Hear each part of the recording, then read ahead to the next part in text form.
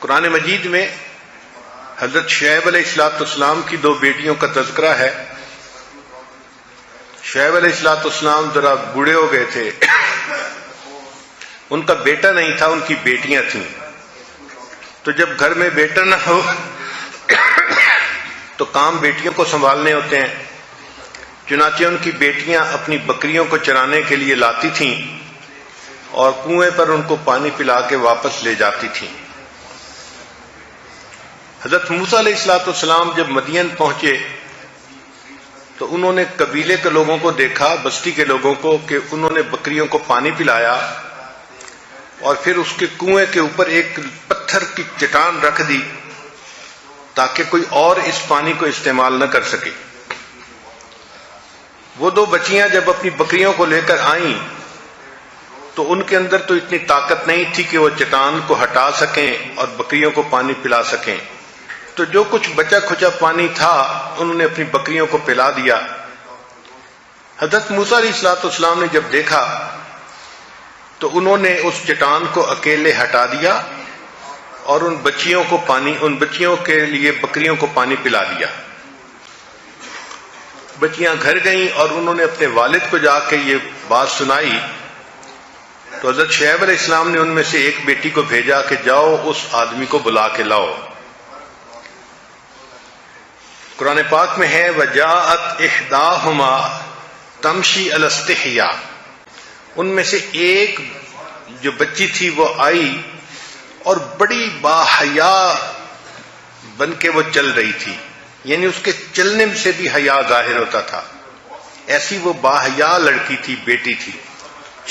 تو معلوم ہوا کہ یہ حیا کی صفت اللہ تعالیٰ کو بہت پسندیدہ ہے۔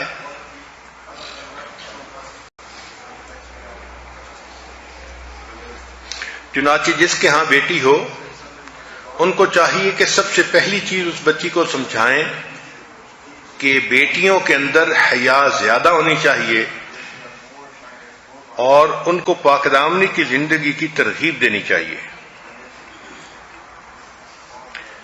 اللہ کے پیارے حبیب صلی اللہ علیہ وسلم کی بیٹی سیدہ فاطمہ الزہرا رضی اللہ تعالیٰ عنہا جو خاتون جنت بنی، ان کے اندر اتنی حیا تھی۔ ایک مرتبہ نبی علیہ السلام نے صحابہ سے پوچھا کہ بہترین عورت کون ہے؟ کسی نے کوئی جواب دیا، کسی نے کوئی جواب دیا۔ حضرت علی لانو کسی کام کے لیے اٹھ کر گھر آئے اور انہوں نے آ کر یہی کویسچن سیدہ فاطمہ الزہرا رضی اللہ سے پوچھا کہ بہترین عورت کون سی ہے؟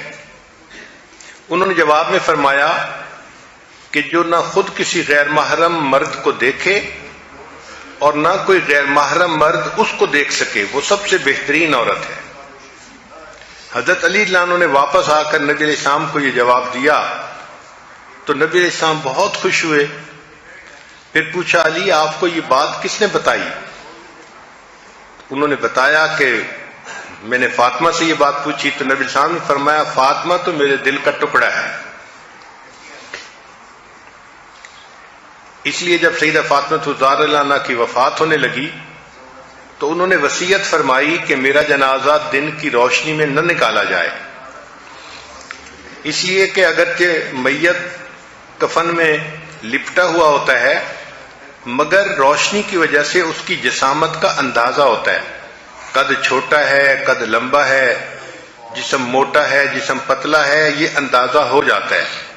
تو وہ فرمانے لگیں کہ میں اس چیز کو بھی پسند نہیں کرتی کہ میرے مرنے کے بعد میری جسامت کے بارے میں کچھ اندازہ کسی غیر مرد کو ہو، اس لیے رات کو میرا جنازہ نکالا جائے۔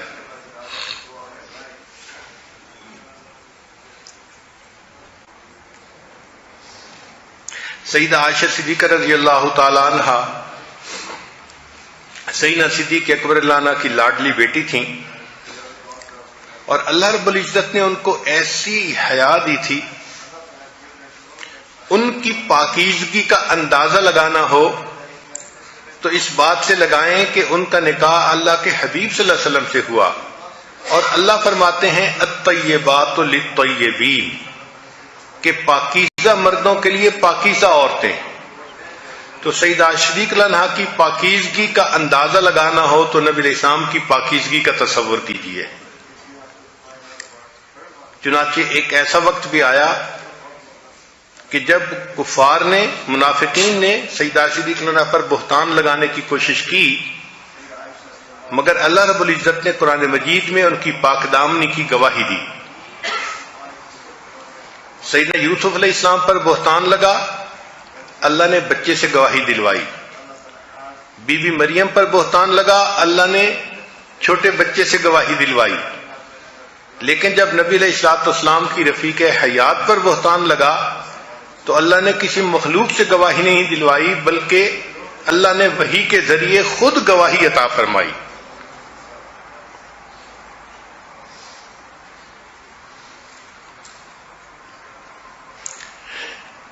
بی بی مریم کے بارے میں قرآن مجید میں ہے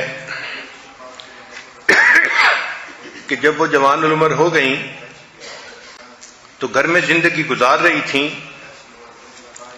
چنانچہ انہوں نے غسل کرنا تھا تو گھر کے مشرقی جانب انہوں نے پانی کا انتظام کیا کہ غسل کر سکیں۔ اس وقت جب وہ پردے کے اندر تھیں، اللہ تعالیٰ نے جبریل علیہ السلام کو بھیجا ایک بھرپور مرد کی شکل میں۔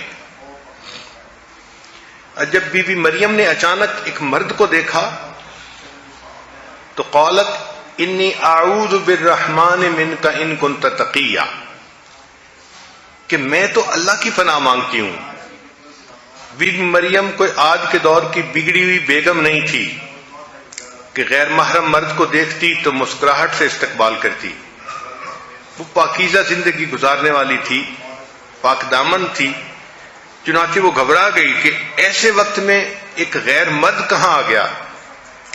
جبریل علیہ السلام نے جب دیکھا کہ بی بی مریم گھبرا گئی ہیں تو انہوں نے کہا کہ انما انا رسول ربک، کہ میں تمہارے رب کا نمائندہ ہوں، لِأَهَبَ لَكِ غُلَامًا زَكِيًّا، تاکہ تمہیں نیک بیٹا ملے۔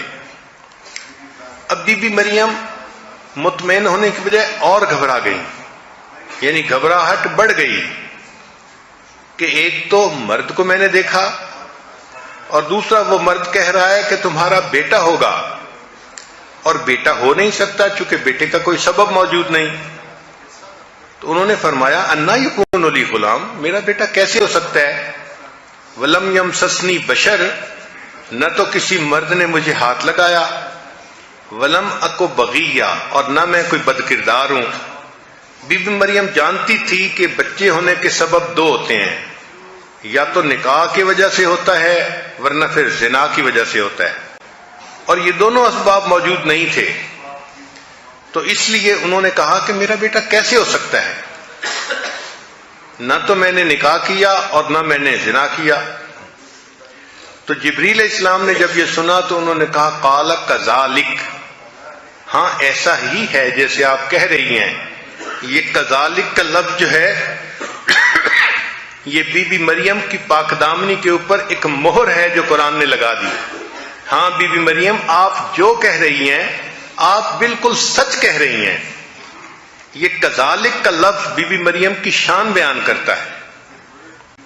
اللہ ایسی بیٹیاں ہر کسی کو عطا فرمائے کہ جو ایسی پاک دامنی کی زندگی گزارنے والی ہو کہ اس پر اللہ کے فرشتے بھی پاک دامنی کی گواہی لگائے۔ دوسری صفت بچی کے اندر نیکی کا شوق پیدا کرنا۔ چنانچہ چھوٹی بچی کی شروع سے ہی تربیت ایسی کرنی چاہیے کہ اس کے اندر عبادت کا شوق بھر دیا جائے۔ سیدہ فاطمہ الزہرا رضی اللہ عنہا کے بارے میں آتا ہے، سردیوں کی لمبی رات میں انہوں نے تہجد پڑھی، جب سلام پھیرا تو دیکھا کہ فجر کا وقت قریب ہے، تو دعا مانگنے لگی اور دعا مانگتے مانگتے روئیں اور کہا کہ اللہ، میں نے تو 2 ہی رکعت کی نیت باندھی تھی، تیری راتیں کتنی چھوٹی ہیں کہ 2 رکعت میں تیری ساری رات ہی ختم ہو گئی۔ پھر تیسرا، اس بچی کو خدمت کا جذبہ پیدا کرنا چاہیے۔ اللہ تعالیٰ نے مردوں کو عبادت کے ذریعے سے جنت دینی ہے، عورتوں کو خدمت کے ذریعے سے جنت دینی ہے۔ چنانچہ حدیث مبارکہ میں ہے کہ جو عورت اس طرح فوت ہو کہ فرائض پر عمل کرنے والی ہو اور اس کا خامد اس سے خوش ہو تو اللہ تعالیٰ اس کے لیے جنت کے دروازے کو کھول دیں گے، وہ سیدھی جنت جائے گی۔